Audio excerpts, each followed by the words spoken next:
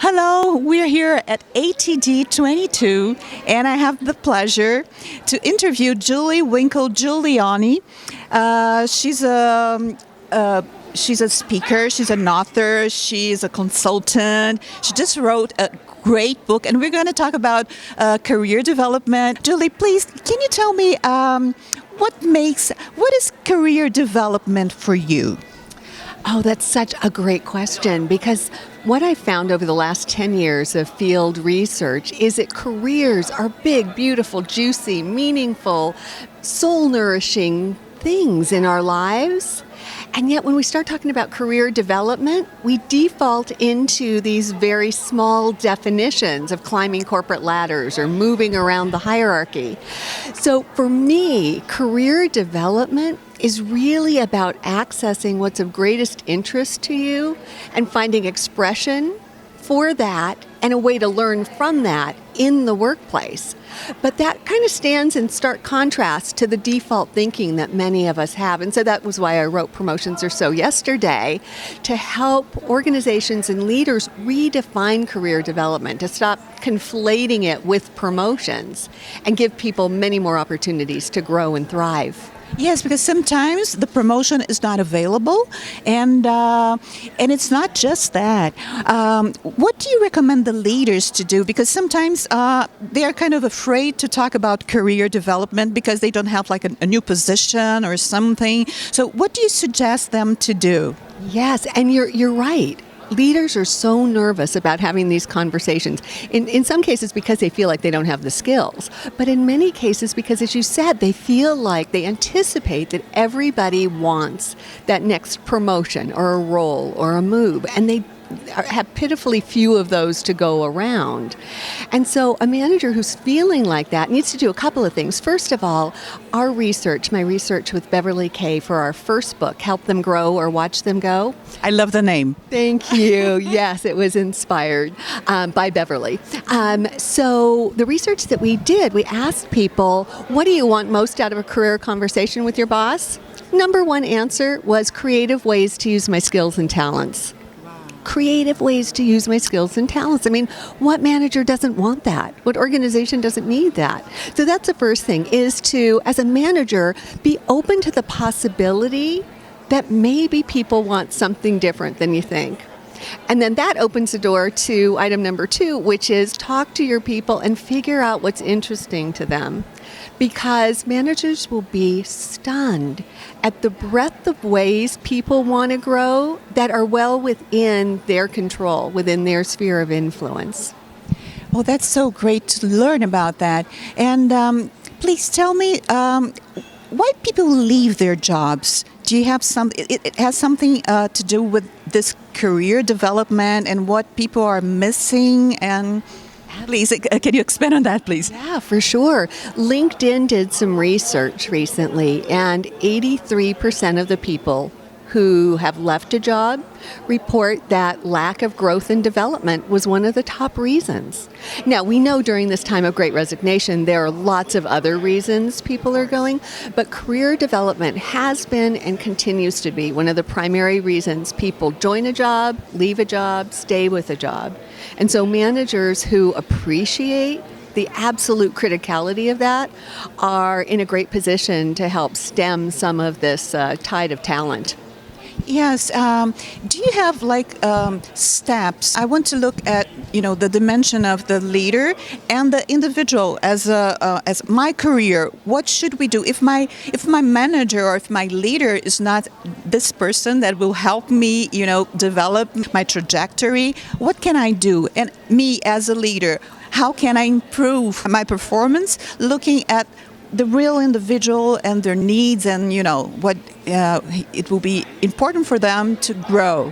Yes. Employees absolutely have to own their career. Nobody's going to care about our careers as much as we do. And unfortunately, not every employee has a great manager, someone who's a natural people developer. So one of the things as an employee we need to start realizing is that career development isn't an exclusive relationship between the manager and the employee. We can start to treat career development as a team sport and co-opt some of the other folks in our network, peers, collaborators, employees, customers even, in this notion of how can I grow and develop? Because some of those people have even greater visibility, to me and to my opportunities than my manager might. So employees are in a powerful position and need not feel handcuffed exclusively to their manager for the development that they're looking for. But the other side of it is an employee has a tougher time developing and growing without the support of the manager. Managers don't have to put the employee on their back and carry him across the career finish line, but they do have a role in supporting, nurturing, nourishing, connecting, following up, holding people accountable. And listening, right? Oh my gosh. Yeah, thank you. I can't believe I forgot that one. That's probably the fundamental, because until we listen to people, really, really hear what they're interested in, how they want to grow, it's very difficult to support somebody's development. Yes, that's so true. And the world of work has changed, especially now after pandemic and everything. And we know that people will work for a long time.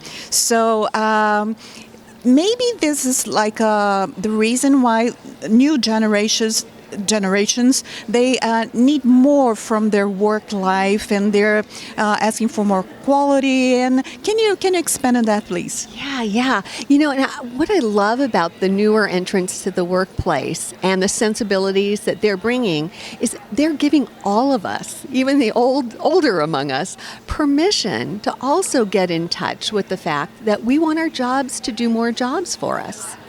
We don't want to just come and toil away for 8 or 10 or 12 hours a day meaninglessly, turning out widgets. We need a sense of contribution. We want to feel like we're building skills and making connections and building our confidence and being challenged and feeling meaning and having choice and volition in all of this. And gratefully, some of the newer entrants to the workforce are opening the door to all of us being able to say, now is the time to really expand that definition of what work is and how it's going to work for us. And that gives managers and supervisors a wonderful, rich opportunity to connect differently with people, to connect on a deeper level, to listen, as you said, really get to know what makes those around them tick. Because once they do that, it's remarkable the number of opportunities and avenues we can pursue to help people grow in ways that are really meaningful for them. Well, that's wonderful. We learned so much from these new generations, right? Yeah. And to buy your books, I love both. You launched the first one. It's a bestseller, right? It is, yeah. It's an international bestseller. Our second edition came out in 2019. And then the new book, Promotions Are So Yesterday, came out just 2 months ago, back in March, under ATD Press. I love that. And in Brazil, we can buy also from Amazon. Here in the United States, from Barnes & Noble also, right? And ATD. And ATD, great. I really love your work. I'm a fan. And yes, truly. So please, advertisement time. All right. It's Help Them Grow or Watch Them Go. That was published by Barrett Kohler, and it's available in all your favorite booksellers. And my latest book is Promotions Are So Yesterday, Redefine Career Development, Help Employees Thrive. That's published by ATD Press, and it's available through ATD, Amazon, Barnes & Noble, and all your local bookstores. I love your grade. You're a great promoter. I'm gonna hire you for my promotion, my book when it's coming out. Okay, Julie, we'll do that.